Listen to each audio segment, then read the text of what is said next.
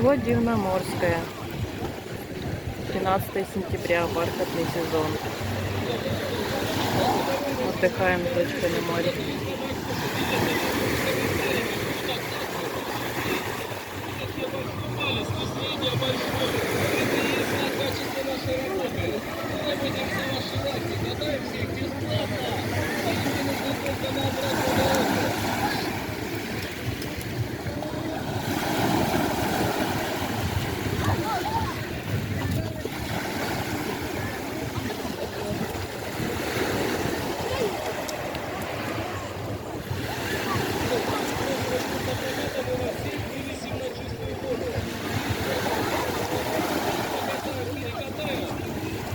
Вот такие вот сегодня волны.